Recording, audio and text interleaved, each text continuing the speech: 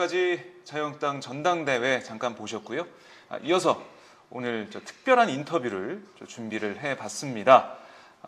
화요일마다 원래 그 이상민 의원의 뜨거운 정치 시즌2를 했는데 오늘 수요일로 옮겨서 새로운 우리 초대 손님을 모셔서 오늘은 인터뷰를 진행해 보겠습니다.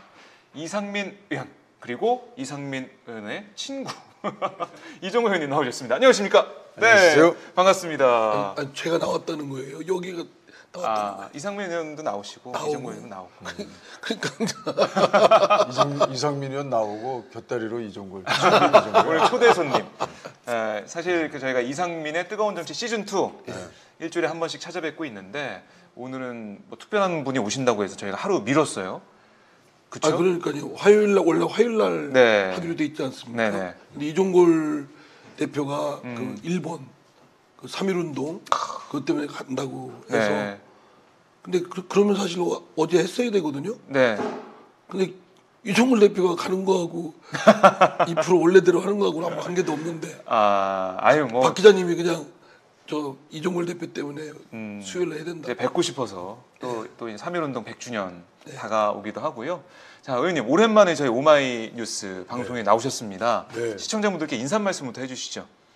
예, 원래 이상민 의원이 3.1운동 100주년 특별위원회 위원장보다 더 높은 수석부위원장입니다. 그래서 이번에 일본 혼자 가가지고 제가 네. 굉장히 고생했는데 이상민 의원이 원래 가시는 거거든요. 근데 우리 오마이뉴스 시청자 여러분들한테 이 시간을 놓치면 안 된다 그래가지고 네. 제가 못 모시고 왔었죠. 아 그래요? 네, 글쎄요. 저 혼자 어제 그만큼 출연하려고 그랬어요. 하려고 그러셨구나. 그래서 일부러 일본도 안 가시고요. 예. 근데 그런데 일본 안 가고 그랬는데 네. 저기 뭐야 박 기자님이 이종걸 대표 꼭 모셔야 된다. 아유. 분명한 거는요. 네. 이상민 의원에게 가장 친한 친구 이종걸이보다는 네. 오마이뉴스 시청자 여러분들의 그 열화와 같은 함성, 뜻 이런 것이 이상민 의원한테는 뭐 최고로 중요한 아주 네. 아유. 근데 절친 제가 났습니다. 근데 정치인 말이라 믿을 수가 없었어요. 어쨌든 저희 그 오마이뉴스에서 좀 자주 뵀으면 좋겠습니다. 우리 이정걸 의원님도 이상민 의원님도 자주 뵀으면 좋겠고요. 네. 자, 3.1운동 100주년 며칠 안 남았어요. 정부에서 심혈을 기울여서 여러 가지 준비를 하고 있고 또 당에서도 우리 위원장님 포함해서 수석부위원장님 열심히 또 일을 하고 계신데요. 이번에 그 두 분 저기 사할린? 사 이렇게 하신다고.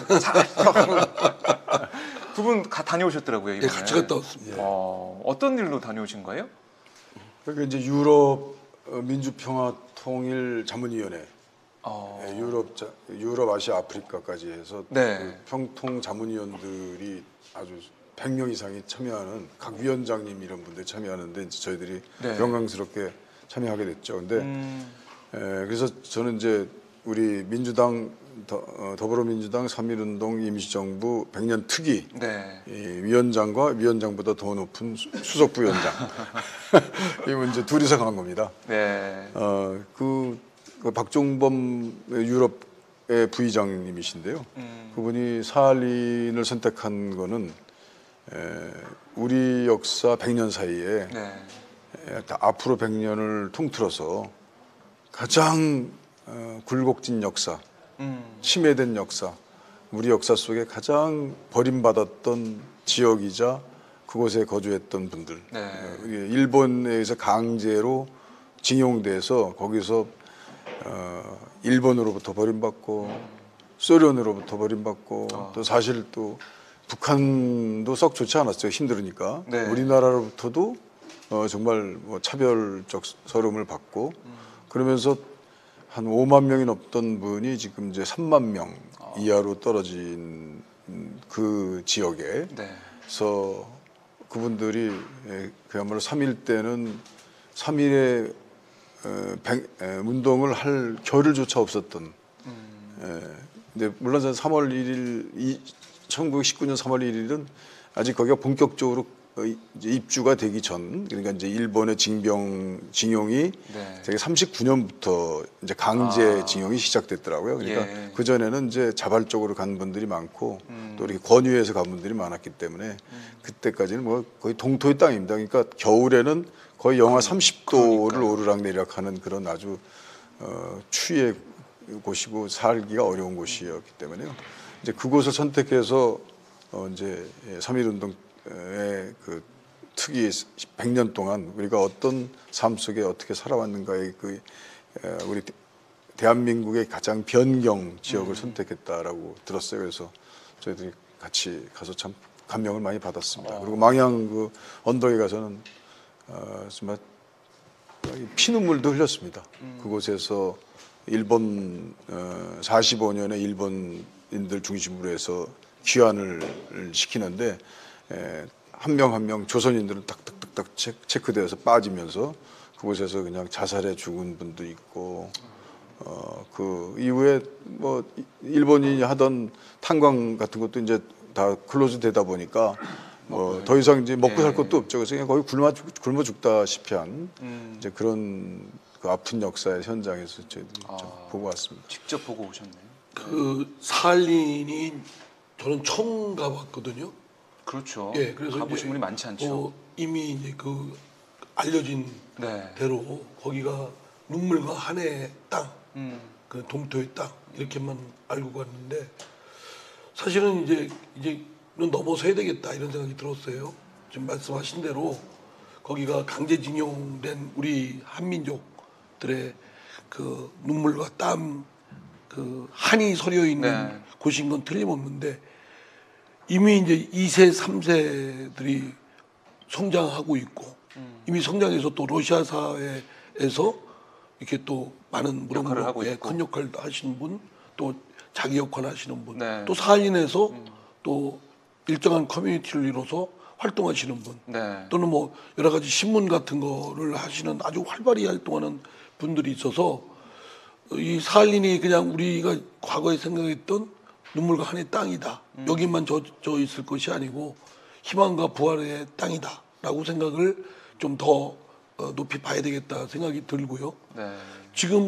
지금까지 정부를 통틀어서 우리가 본국에 있는 우리가 처절하게 반성을 해야 될 것이 뭐냐면 제가 갔더니요 거기 한인 문화센터죠 그 건물 그거 한국인 문화센터가 있는데 좀 이렇게 한눈에 봐도 성의 없으셨어요. 정체불명이고 좀 제대로 짓지 이런 생각이 들었는데 그 돈을 일본에서 댔답니다.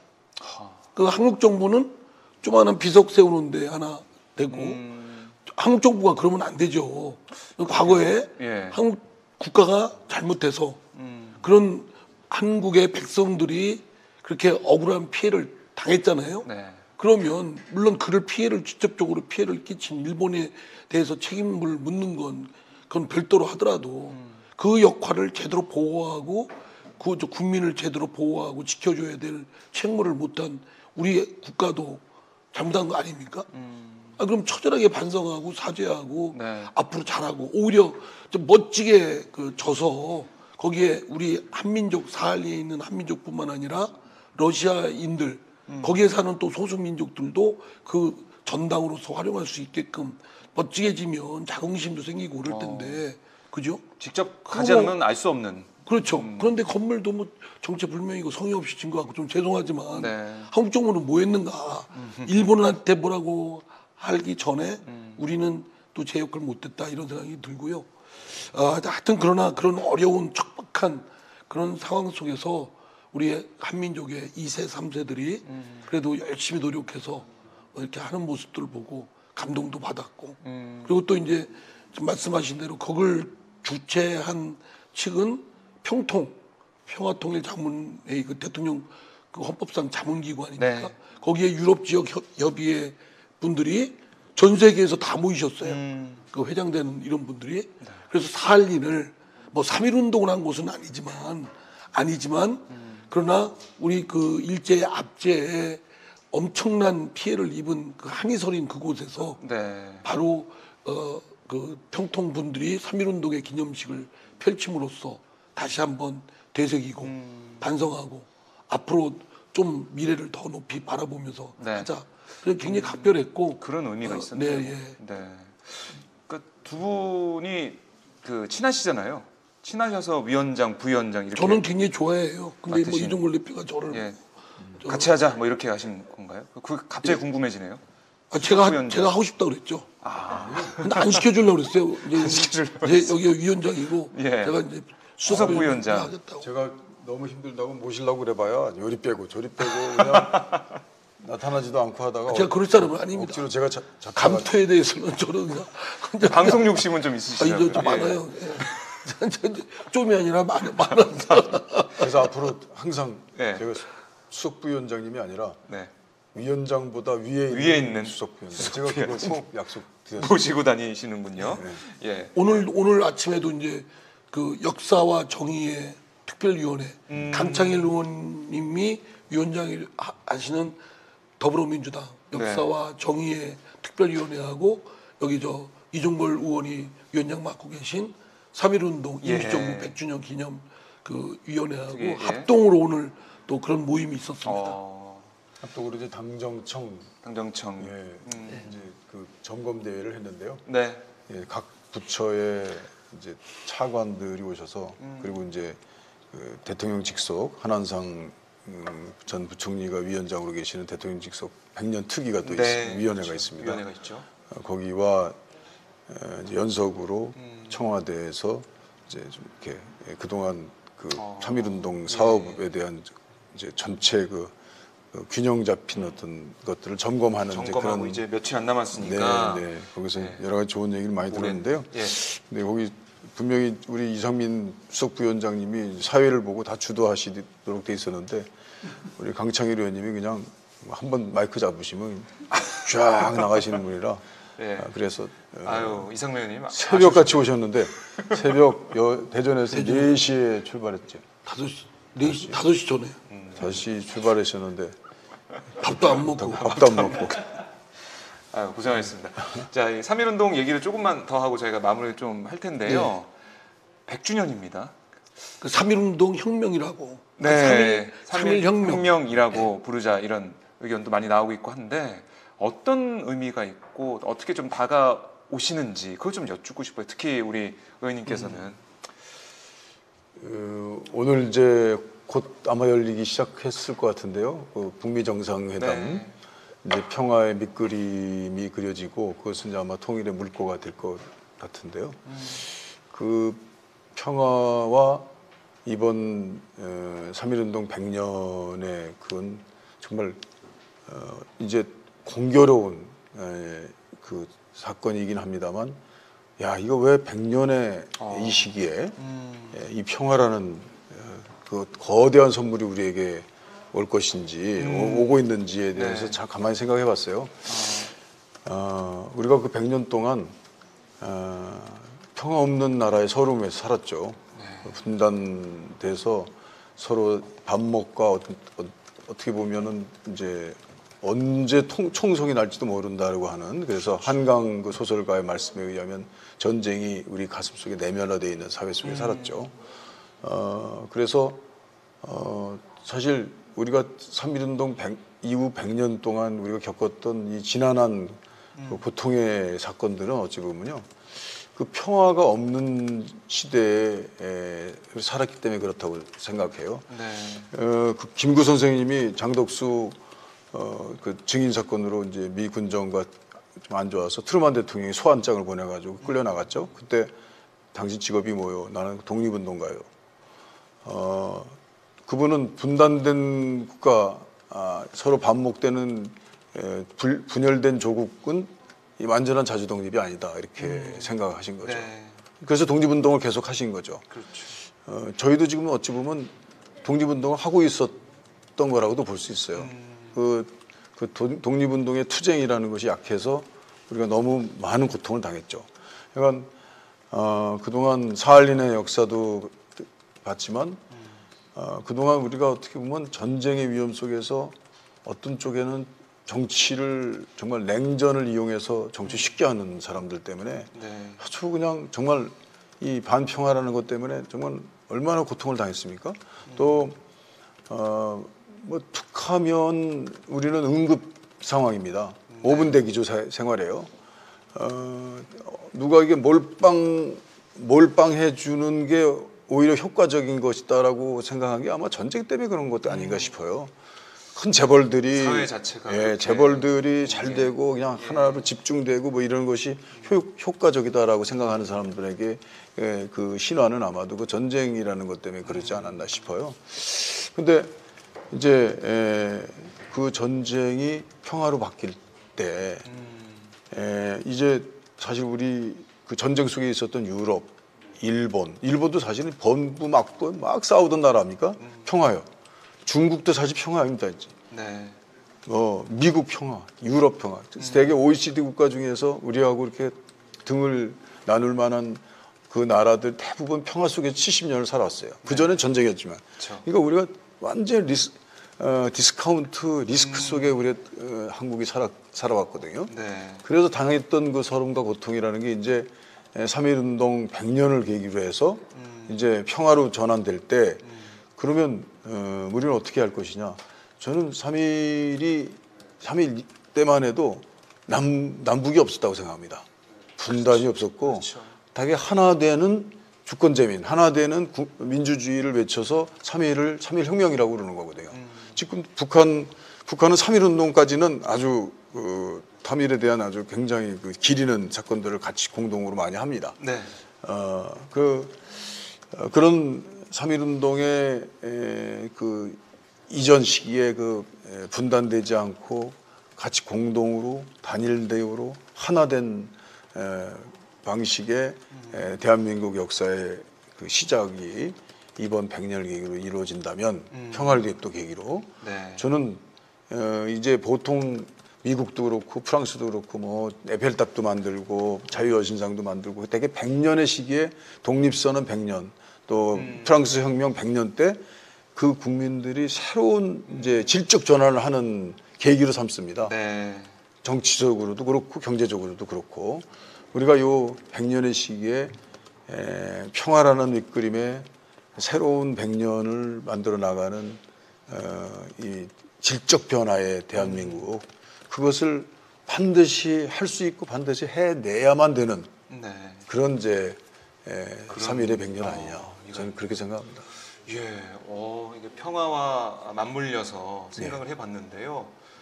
와, 저도 느끼게 되네요. 이렇게 말씀 들으니까 이상민 의원님은 약간 좀 집중 안 하시고 다른 생각을 좀 하신 것 같긴 한데.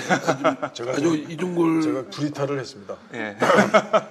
이종걸 의원께서 본인의 박학다식함을 아주 한껏 지금 자랑하는데요. 네. 좀 짧게 좀 해주세요. 초대 손님으로 와가지고 진행 중. 진행을 하셔가지고요, 우리 의원님께서. 의원님은 어떻게 보세요? 그럼 짧게. 예. 전 사실 이상민 의원이 진행하는 줄 알고 왔어요. 아니, 야, 그렇게 뭐 아니, 왜 진실을 가리시고 왜 다른 말씀을 하고 계십니까? 제가 이제 저는 이렇게 생각을 합니다. 짧게. 왜 짧게입니까? 방송을 아시니까 짧게. 예. 저는 이렇게 생각을 해요. 지금 3.1운동 이후 우리 임시정부가 있을 때 네. 공통적으로 민주헌장, 네. 정부의 헌장, 임시정부 헌장이고 그게 재헌국회 그리고 그 혹독한 박정희 시대 유신 때도 똑같이 그리고 전두환 이후 지금까지 똑같이 유지되어 온 것이 뭐냐면 대한민국은 민주공화국입니다. 이것은 그냥 생긴 것이 아니고 3.1운동 직후에 임시정부에서 임시정부 헌법이죠. 그것이 말하자면 박정희 유신헌법에도 민주공화국이라는 건 못 바꿨어요. 그리고 전두환 시대 때도 못 바꿨고. 그러니까 이거는 핵심 중에서도 핵심입니다. 저는 3.1운동, 3.1혁명의 기본은 민주공화국이다. 민주공화국은 바탕에 개개인 누구나 다 존엄하다. 그러니까 누구나 존엄하기 때문에 압제를 당할 수 없고 핍박을 당할 수는 안 된다. 다 존엄하다. 이런 전제에서 바로 부르짖고 있는 민중들이 부르짖은 거고 그 민중들이 외쳐낸 것이고 네. 그것이 좀 더 나아가서는 우리나라의 자존을 주장한 것이고 또 대등하게 일본과 대등하게 주장한 것이고 네. 그래서 저는 3.1운동 또 3.1혁명의 기본은 민주공화적 백성이고 네. 그 근저에는 인간의 존엄을 바로 바탕에 깔고 있다. 이것은 남북한이 지금 분단되고 대립과 구도, 지금 말씀한 대로 이제 오랫동안 무력 대치, 극도의 어떤 긴장, 네. 이것 또한 매우 부자연스러운 인간의 존엄을 해치는 상황이거든요. 네. 이런 것들도 극복돼서 인간이 존엄이 드높아지는 남과 북이 같이 어울리는 그러한 국민이 백성이고 또 더불어 같이 어울려 잘 살 수 있는 그런 사회의 건설, 국가의 건설, 네. 이것이 우리의 꿈이고 소망이다. 이것은 여전히 3.1운동을 1918년에 무호 독립선언을 했죠. 다음에 19년에 기미 독립선언 뭐 이렇게 있었습니다만 면면이 그 이후에 그 정신은 이어져 오고 있고 지금도 남과 북이 분단되어 있고 네. 여전히 한 명이라도 존엄함을 훼손당하고 있다면 그거는 3.1운동의 외침은 여전히 유효하다. 예, 이렇게 생각합니다. 1918년 예. 준비되어 오다가 1919년 2월 1일 날 네. 선포했다고 하는 무호 독립 선언이 있어요. 그거는 이제 기미 독립 선언은 조선 독립 선언인데 이거는 대한 독립 선언으로 돼 있습니다.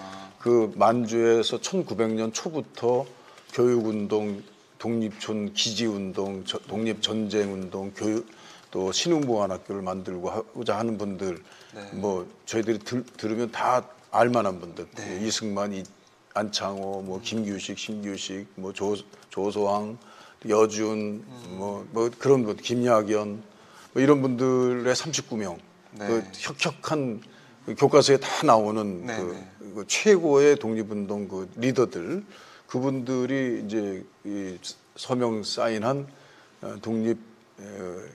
대한독립선언에 보면은 이제 3.1운동의 그 어떤 배경을 알 수가 있는 것 같아요. 한 달 뒤에 있었던 3.1운동. 3.1운동은 전 국민, 전 민족들이 거족적으로 일어나는 그렇죠, 것이니까 전국적으로. 그땐 그 아주 몇몇 최고의 그 혁혁한 독립운동 리더들이 한 건 아니었거든요. 네. 그러니까 그걸 대중화시키는 과정에서 대한독립선언은 뭐 철저한 무장투쟁, 그다음 주체적 투쟁, 육전혈투, 몸을 던지는 그 거의 이 살인 악마와 같은 일본을 위해서 가장 타격을 할 수 있는 방법은 뭐다 이렇게 그런 거 아주 사실상 현실적이고 각오에 있는 그 선도투를 해왔던 그런 내용이네요. 대한독립선언에 이제 대중화시켜서 전 국민, 전 민족을 이렇게 이끌게 했던 이제 그런 그 배경들을 알 수가 있는 것 같아요. 예. 그리고 그 와중에 또 28 독립선언이 불을 붙였고, 그렇죠. 그래서 그때 당시에 뭐 한 17, 8개 정도의 아주 대표적인 독립선언이 있었다고 그러는데 그 중에서도 가장 대표적인 3개의 독립선언을 보면 그때의 이제 뭐 일슨 자결주의라든지 러시아 혁명의 그때 이제 민족적 그 자주 독립이나 이런 것들을 좀 그 지원하는 분위기 이런 것들을 그 운동가들이 우리의 유리한 그 발언으로 이렇게 인입을 시켜서 그걸 독립선언으로 이제 외화시켜서 우리의 어떤 미래를 설계하고 건설하려고 했던 이제 그것이 바로 끝은 민주주의, 국민주권주의 이런 거였다라. 그러니까 1919년에 그 우리 한반도에 있는 한민족이 외친 거는 바로 나라의 주인은 우리 국민이다, 백성이다. 그리고 이 백성은 더불어 잘 사는 사회를 같이 소망하고 이루어 나가겠다라는 부르짖음이었고 외침이었습니다. 그 외침은 지금까지 계속 외쳐지고 있고 여전히 아직은 이루지 못한 목표이기 때문에 여전히 그 외침은 유효하게 계속돼야 된다. 아니면 오히려 더 가열차게 해야 된다. 남과 북의 관계는 물론 우리 대한민국 사회 내에서도 심하게 그 격차가 벌어진 이 사회, 이거는 더구나 어려운 계층은 너무나 어렵게 전락하고 있는 이 사회 현실은 바로 그 1919년 우리 선조들이 외쳤던 인간인 자존하고 존중스럽고 또 민족도 존중스럽고 존엄하고 존엄한. 나라도 존엄하고 그 주인은 백성이고 그런 것들이 완전히 무시되고 있는 현실이 여전히 벌어지고 있는 건 틀림없거든요. 그렇기 때문에 우리 사회에 잘못된 유효하네요. 모순, 심한 양극화 또는 결함 이런 것들을 빨리빨리 개선하고 치유하고 고쳐나가는 건 물론이고 네. 우리 목표 더불어 같이 잘 사는 그런 나라 사회 이루는데 총 집중을 해야 되겠죠. 아, 그런 의미에서는 3.1은 1919년의 그 외침은 앞으로도 더 유효하게 큰 소리로 외쳐져야 된다.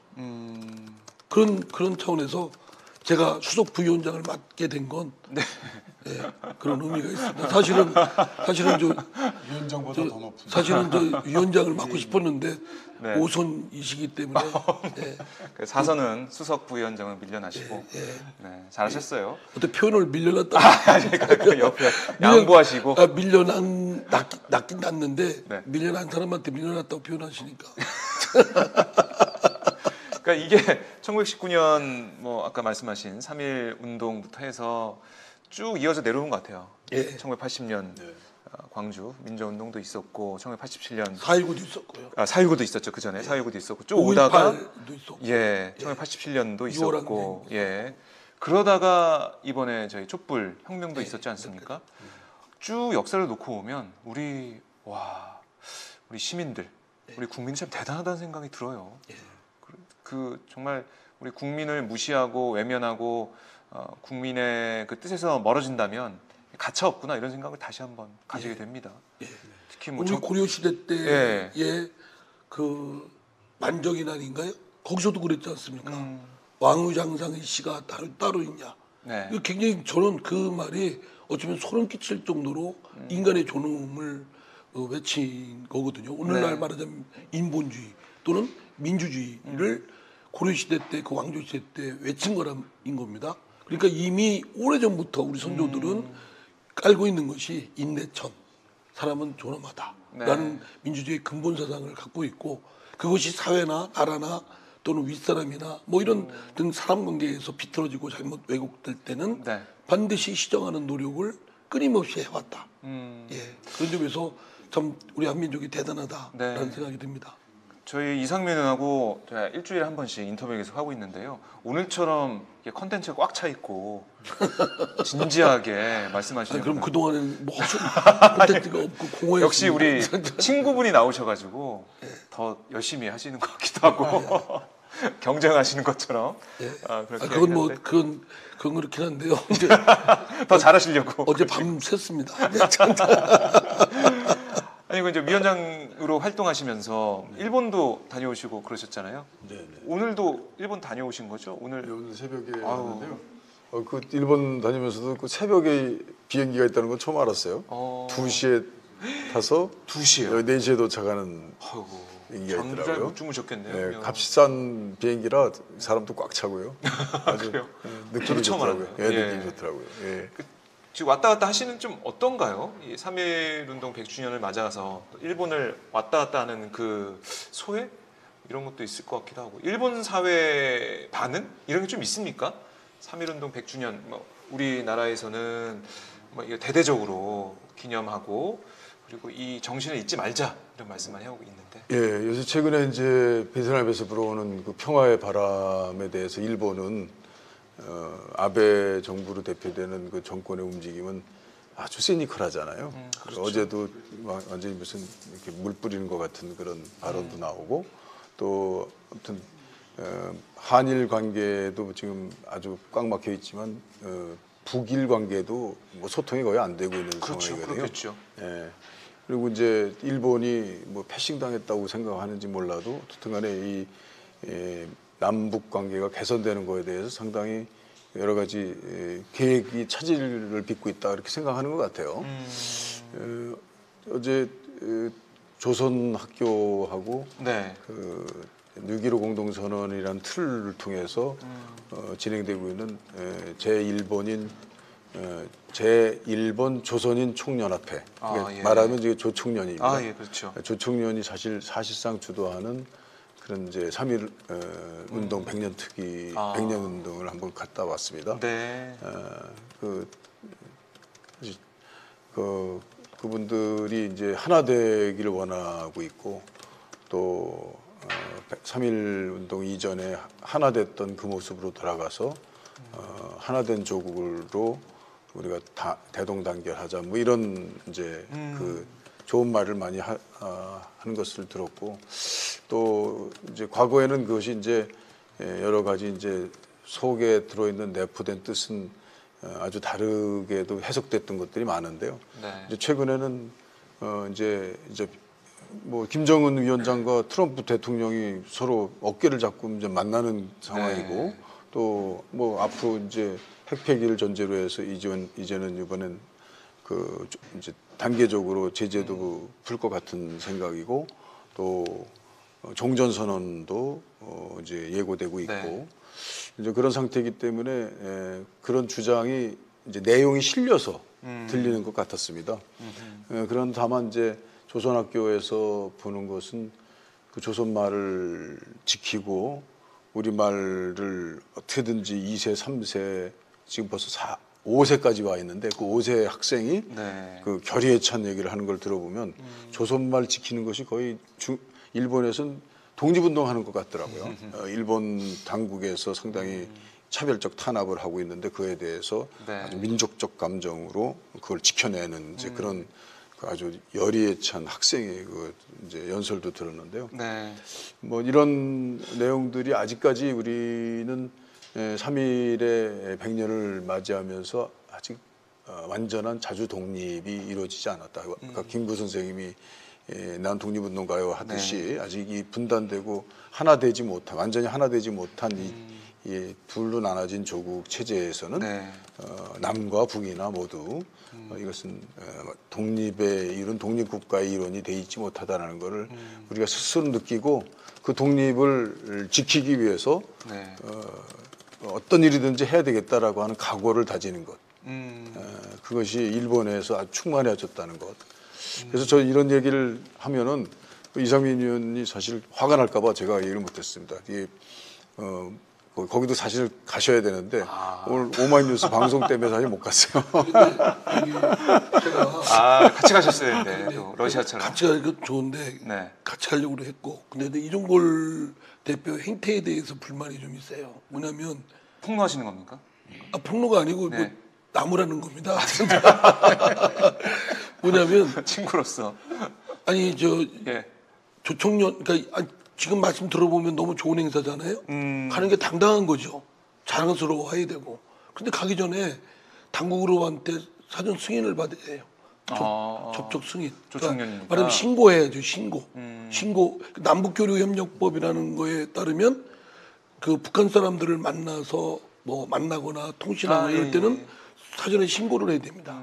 근데 뭐 공공복리나 뭐 등등등등의 사유가 있을 때는 당국이 통일부가 수리를 거부할 수 있어요. 거부할 수 있다. 그런데도 만나거나 네. 신고를 안 하거나 어. 뭐 신고 내용에 뭐 잘못된 게 있으면 예. 과태료 300만 원 이하의 과태료를 처벌하기 그러니까 제재를 받도록 돼 있어요. 네.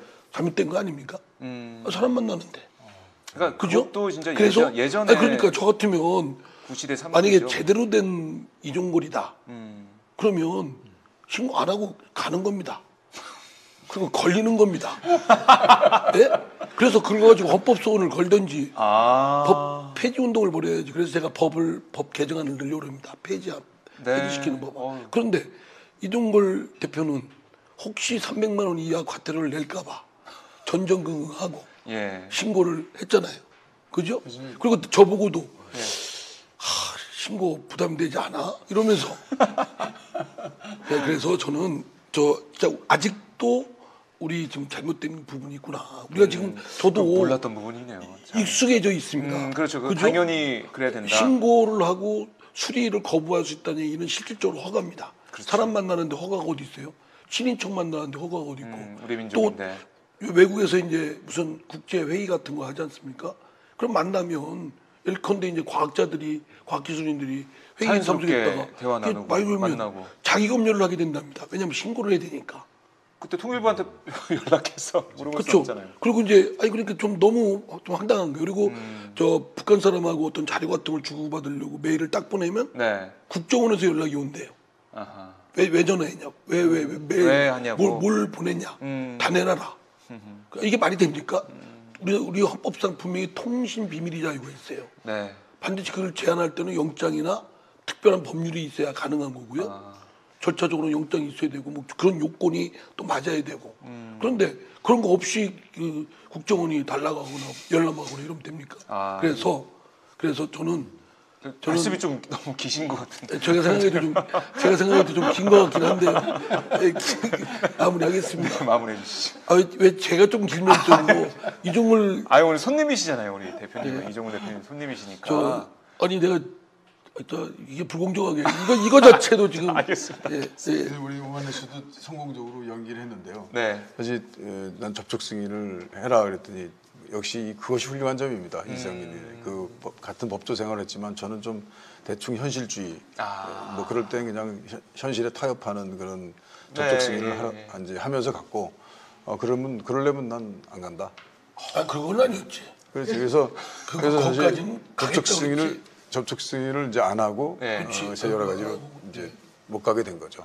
그래서 그런 점을 제가 평소에 존경하고 그 과격한 생각에 대해서 5만 뉴스 줄었대는가 많이 앞뒤가 안 맞잖아. 아니 그러면 이번에 그 승인 받고 가셨잖아요. 근데 승인 안 하고 갔으면 신고를 안 하고 갔으면 좀 이슈화 시킬 수 있었는데. 그렇죠. 그러니까 그리고 우리는 그런 각오를 가야지. 그죠? 그게 사실은 맞습니다.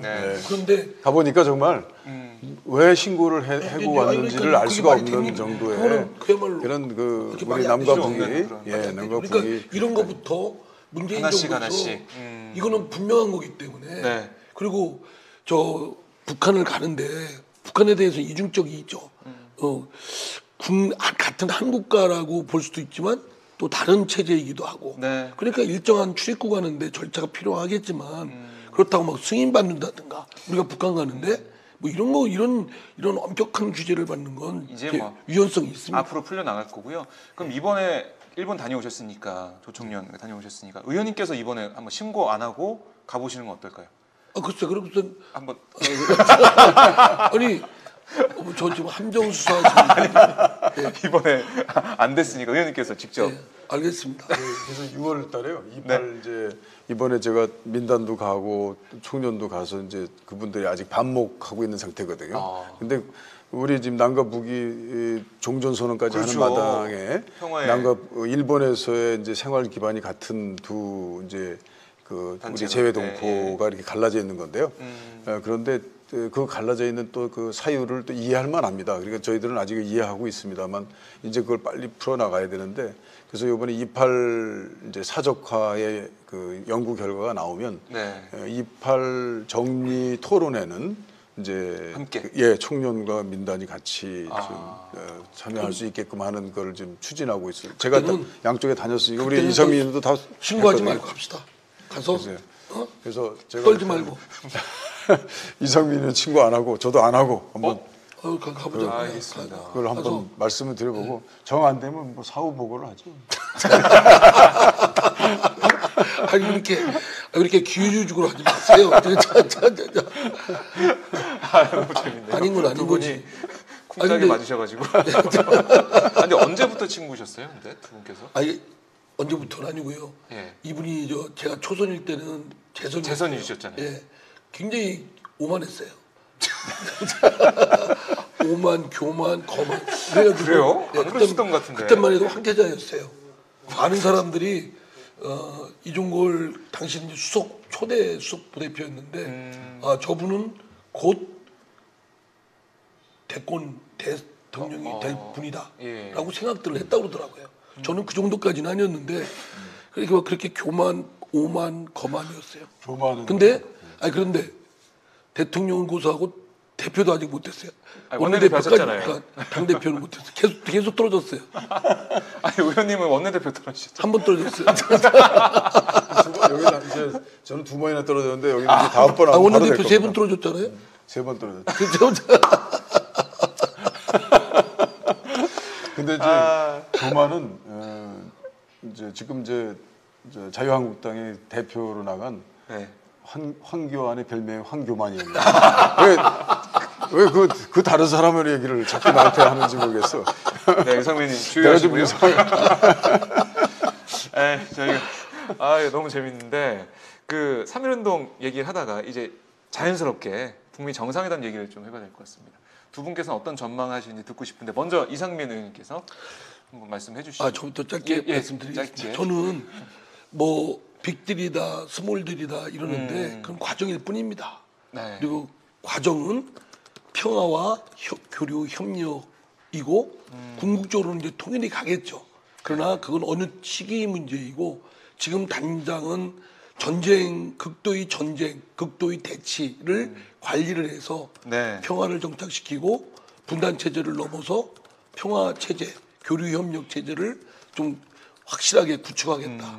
이것이 이제 해야 되는 과정인데 네. 우리가 물 들어올 때도 이렇게 물결이 들어왔다 갔다 하지 않습니까? 그렇죠. 그러나 끝내 물이 들어오듯이 저는 지금의 이번 오늘 이제 북미 내일까지 북미 정상회담을 할 때 결과가 어떻다 이렇게 자꾸 막 일희일비하는 건 적절치 않다고 봅니다. 하나의 과정일 뿐이고 궁극적으로는 분단 체제를 넘어서 평화 체제가 구축이 될 것이다.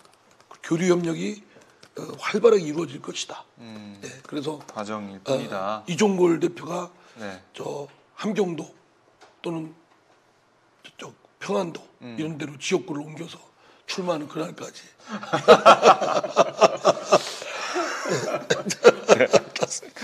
큰 꿈을 가지고 계신데요. 저는 저는 이제- 이제 옮기면 네. 우리 이상민 의원은 이제 함경도로 옮겨서 저도 저 옮기고 싶어요. 그래서 같이 예. 이제 정말 용호 상박 그쪽 아주 내가 볼 때 지구로 가서. 거기서 보면 거기서 출마하면 안 될 것 같아. 그래도 험지에 가서 한번 해보자.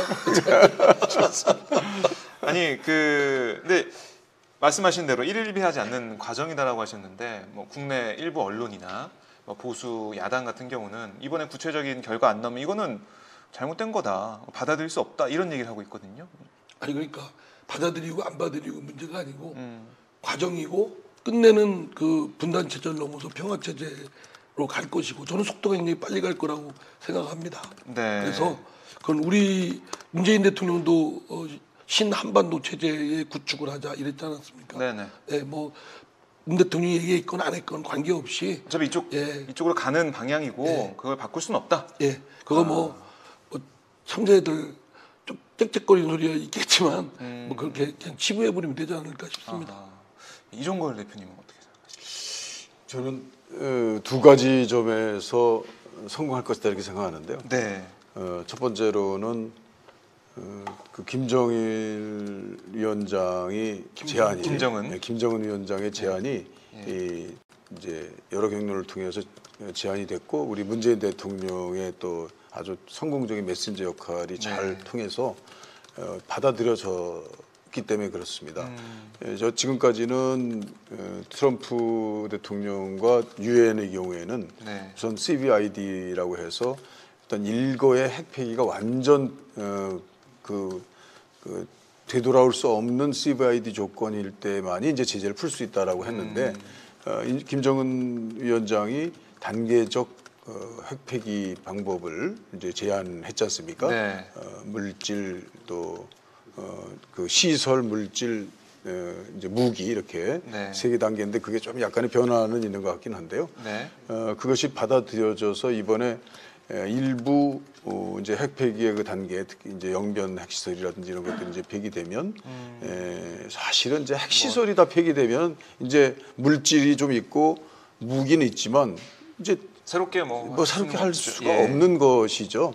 이제 그런 정도 되면 미국에서 지금 이제 금강산이라든지 일부 제재를 일부 단계적으로 푸는 그런 과정에 이제 사인이 될 것이다라고 보여지거든요. 그런 단계적 방법에 그 동안에 신뢰가 이제 쌓여진 거죠. 그 신뢰가 점점 증진되면서 가능성에 더 가까워져 가고 있는 하나의 그 종착점으로 가고 있다. 이런 그 느낌을 주는 거죠. 그리고 이제 두 번째로는 지난번 이제 싱가포르에서는 좀 우리의 기대보다는 조금 낮은 단계에 좀 애매한 그 이제 그 네 가지 항에 합의했지 않습니까? 네. 그런데 이번에는 이제 좀 더 진전된 것이 이루어짐으로써 이제 신뢰를 좀 더 확대시켜 나가는 과정인데 네.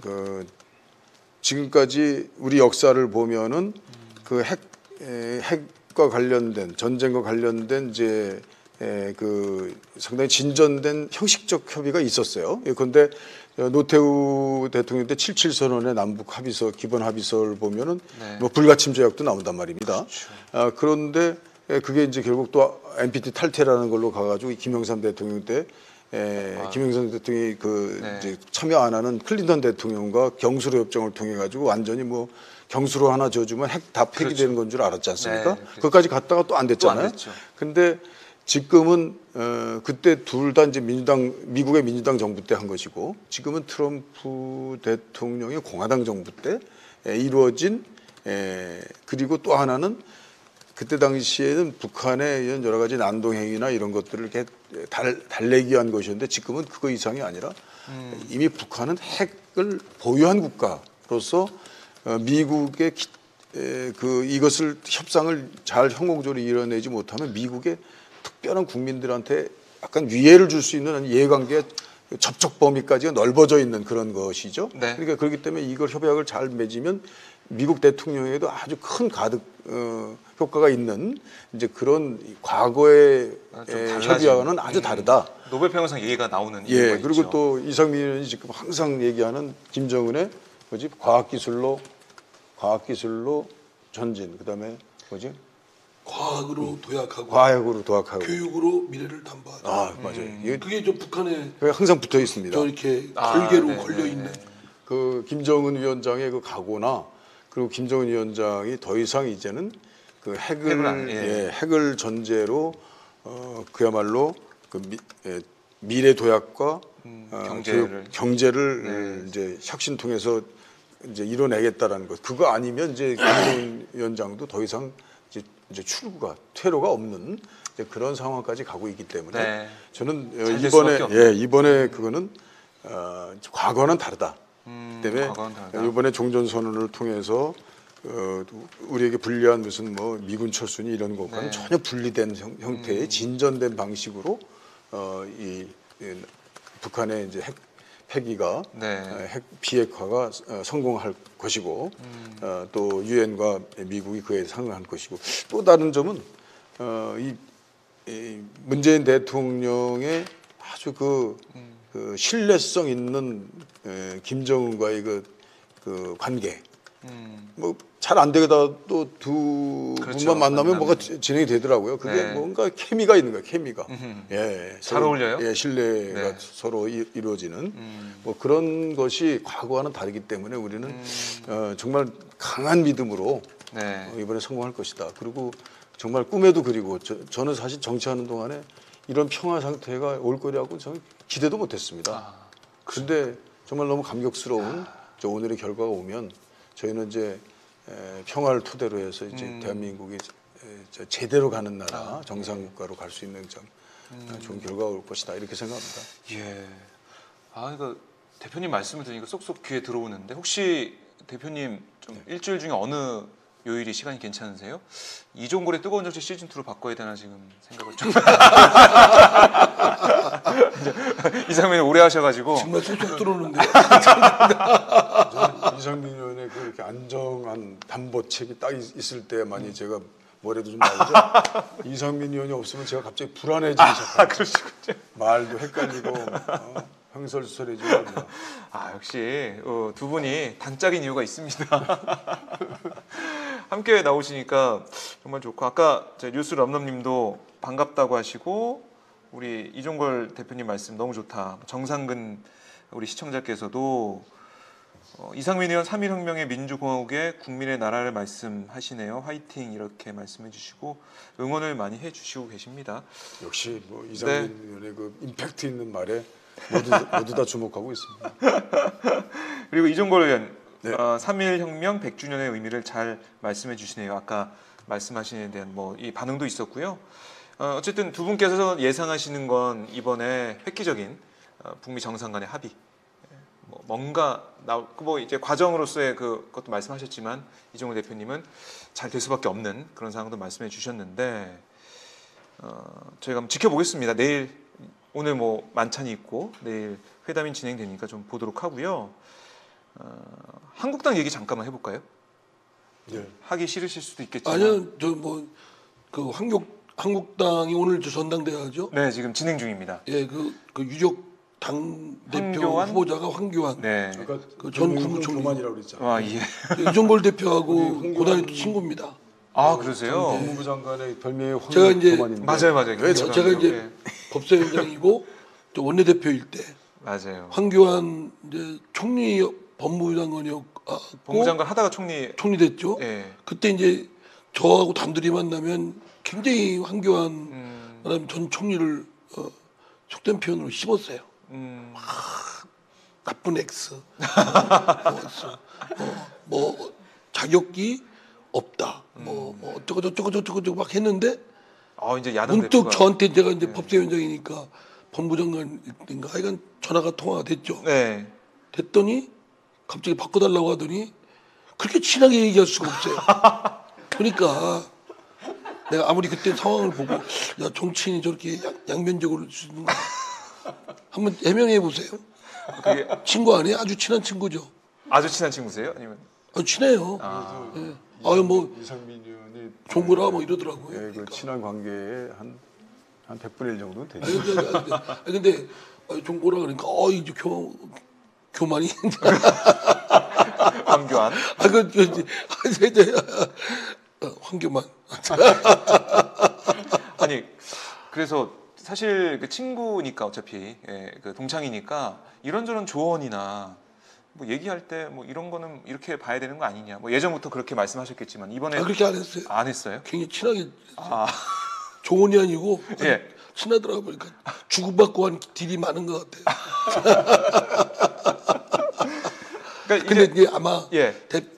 저 본인 친구 관계니까 좀 말하기 어려울 수도 있는데 제가 말씀드리면 이왕 뭐 그 황교안 전 총리에 대해서 호불호는 있을 수 있죠 사람마다. 네. 그러나 이제 한국당의 유력 당 대표이면 대권 주자죠. 또 저는 유력 이제 대권 주자. 그러면 이제 이종골 대표도 충분히 잘 대화를 해서 여야 간에 정치가 혼자 할 수는 없는 거거든요. 그러니까요. 그러니까 어쨌든 자유한국당이 너무 지나치게 극우화되고 있다. 태극기 부대가 극성을 부린다.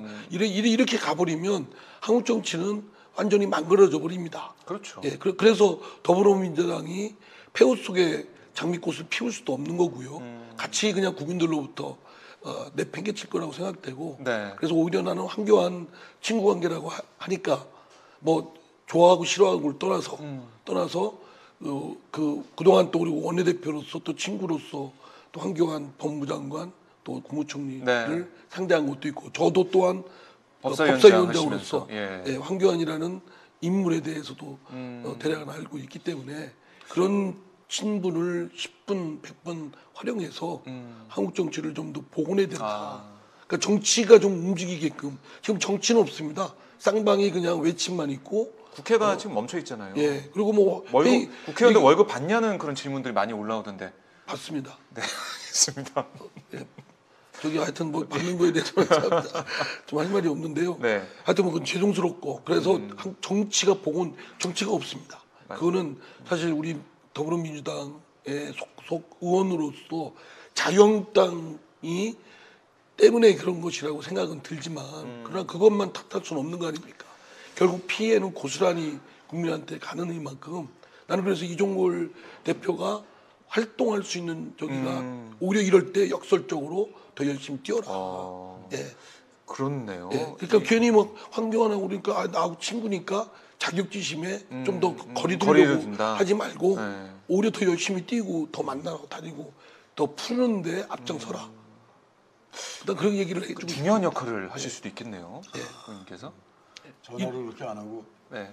또 지금 이렇게 아니 그러니까 방송에서는 아주 이종걸 대표가 그런 게 좀 있습니다. 그런 게 나는 깨끗하다.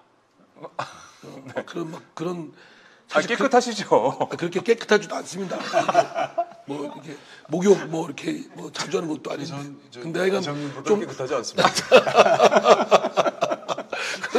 하여간 그런데 저는 이럴 때 오히려 적극적으로 그런 친분 관계, 과거에 있던 그런 관계들을 네. 활용해서 그래서 사실은 뭐 호랑이 뭘 잡으려면 호랑이를 잡으려면 굴속에 들어가라. 호랑이 굴에 그러죠? 가라. 예. 하고 정치를 끌어들여서 그 황교안 전 총리가 정치 경험은 많지 않잖아요. 네. 그죠? 뭐 이번에 검사하다가 정치 신인이죠. 법무장관 하다가 예. 또 뭐 총리하다가 임명직만 주로 해왔고 선출직은 처음 이제 한 자유한국당의 대표하면서. 당대표를 되니까 오히려 정치를 잘 이렇게 좀 견인하고 알려주고 친구 관계로서 좀 그런 관계를 해서 좀 정치를 복원화시키고 네. 그리고 정치가 제 역할을 할 수 있도록 하는데 좀 해줘 제일 좋은 지금 조건입니다.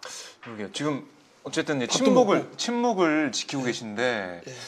그런 생각도 좀 하고 계십니까? 뭐 당 대표가 되면 내가 좀 가서 뭐 이런저런 조언도 좀 해주고 정치 복원하자 이런 얘기 좀 하고 너무 우경화돼 있으니 그런 건 좀 안 된다.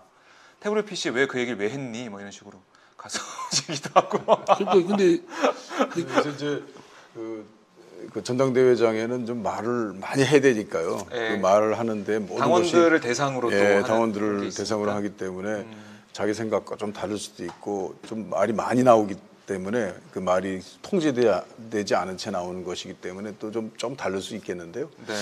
어쨌든 간에 제가 보면은 그 총리할 때 그 우리 이제 의원들한테 준 인상은 좀 이제 안정돼 있고 그 이렇게 대답에 또 질문과 이것이 오고 가면서 상당히 그 능력 있게 모든 것들을 이제 잘 처리하는 것으로 보였던 건 사실인 것 같고요. 네.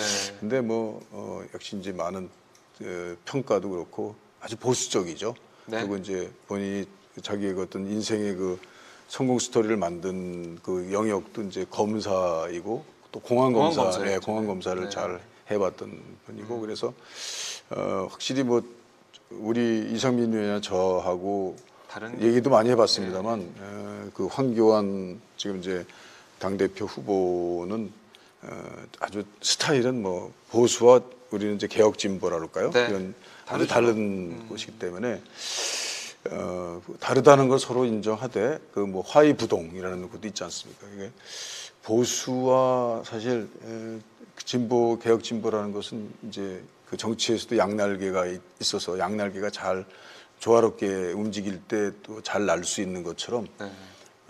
수준 높게 이제 평화 시대에 정말 그 옛날 전쟁 비슷한 시기에 그냥 냉전 체제에 붙어 먹어서 했던 쉬운 정치했던 사람들 그냥 무슨 말만 나오면 그냥 네. 그 개혁 진보 쪽을 종북이라고 불러가지고 그냥 사람들을 헷갈리게 만들어 버리는 그런 이제 네.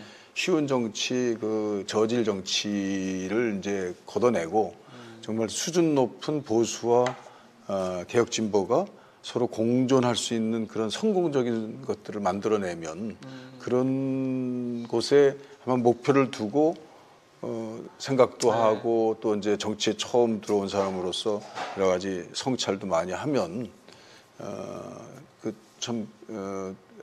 그 무조건 싸우는 것이 아니고 서로 같이 공존하면서 존재하면서 서로 또 증진 발전시킬 수 있는 가능성이 있는 것이 정치의 묘다라는 것이 한번 국민들에게 이렇게 선보여지면 네. 참 그건 좋겠어요. 그러니까 그 황교안 그 학교 시절 때 보면 아주 그 이렇게 우락부락하지 않고 마음이 고운 그 생긴 거 보면 이게 아주 목소리도 아주 굵고 그렇지 네, 않습니까? 예, 예. 옛날부터 아주 그랬나요? 굉장히 고등학교 때부터? 목소리 아주 좋았습니다. 목소리도 좋고 뭐 생각하는 것도 깊고 뭐 여러 가지 네. 능력도 있고 좋은 친구였는데 이제 너무 이제 위압적이지 않냐 그런 생각이 좀 들거든요. 근데 속은 안 그렇습니다. 굉장히 내가 그런 얘기 했잖아. 속이 곱고 아주 착한 사람이라고. 아니 본인이 곱다고 그랬지. 아, 내가 곱다 그랬나? 예. 아니야. 그러니까 나는 곱다 이런 표현을 했어요. 맞아.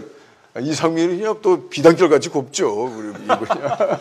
그래서 제가 네. 그래서 이종걸 대표는 친구 관계로서 또 원내대표로서 또 법무장관이나 국무총리로서의 그런 얘기가 있고 저 또한 이제 법사위원으로서 법무장관이었기 때문에 그런 것들을 좀 활용을 10분 했으면 좋겠다 이런 개인적인 소망을 갖고 있습니다. 그렇게 네. 또 그렇게 해야 되고 그게 다선 중진 의원의 역할이기도 하다고 생각됩니다. 네. 정치를 복원하는 거.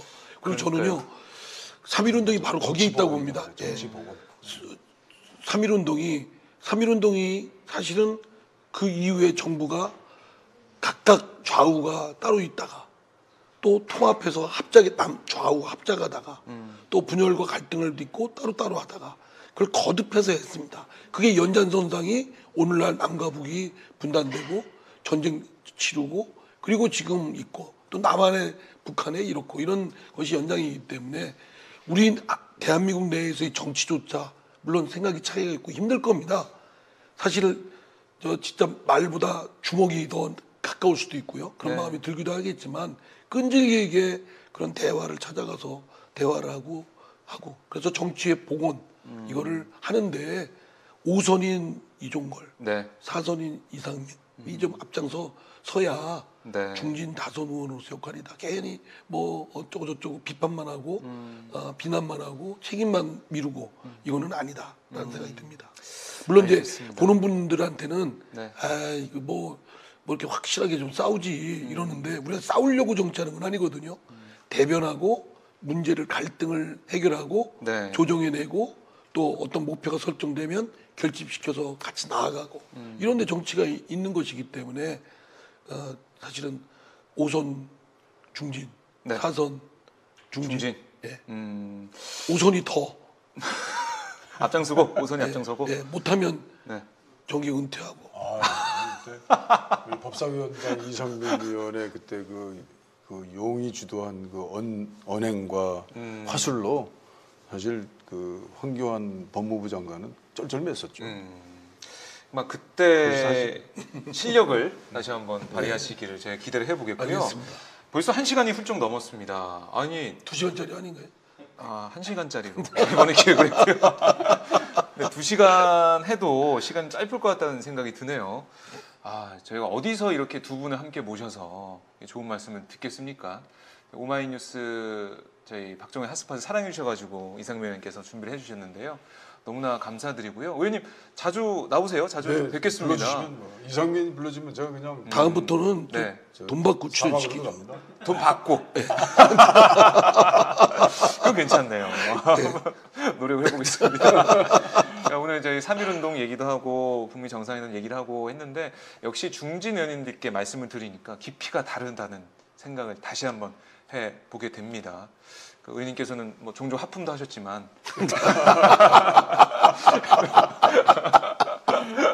옆에서 이 말씀을 잘 들어주셔서 고맙습니다. 의원님, 그 이종걸 대표님, 네. 저희 시청자분들께 끝으로 인사 말씀해 주시죠. 예. 즐거웠습니다. 또 오마이뉴스 시청자들 여러분께 이렇게 인사드리게 돼서 고맙고요. 우리 오늘 너털 웃음에 이상민 의원과 같이 해서 오늘 새해 첫 여러분 뵙게 돼서 인사드리고요. 새해 복 많이 받으십시오. 우리 감사드립니다. 네, 의원님 오늘 말씀 잘 들었습니다. 다음에 또 뵙겠습니다. 네. 이상민 의원님 뭐 자주 말씀하시니까 하지 마요. 짧게 하시죠. 예. 다음 주에 뵙겠습니다. 짧고 굵게. 네, 두 분 말씀 너무 잘 들었습니다. 고맙습니다. 예. 고맙습니다.